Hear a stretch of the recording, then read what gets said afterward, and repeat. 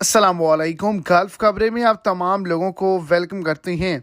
आज Saudi Arabia से एक बहुत ही बड़ी अपडेट को शेयर किया गया है और जिसके अंदर ये बताया गया है कि सऊदी अरेबिया का त्यारा जो है वो गिर कर तबाह हो चुका है। इसके नतीजे में कितने लोग जो हैं वो हलाक हुए हैं, कितने लोग जान की बाजी हारे हैं, इस पर एक बड़ी रिपोर्ट को भी जारी कर दिया गया है। तो तमाम तफसीलात को जानने के लिए वीडियो को एंड तक देखें ताकि आपको तमाम डिटेल की अच्छे से समझ आ सके। और अगर इस चैनल पर आप फर्स्ट टाइम हैं तो लाजमी से चैनल को सब्सक्राइब कर दें, वीडियो को लाइक कर दें और अपने दोस्तों तक इसको ज़्यादा से ज़्यादा शेयर करें।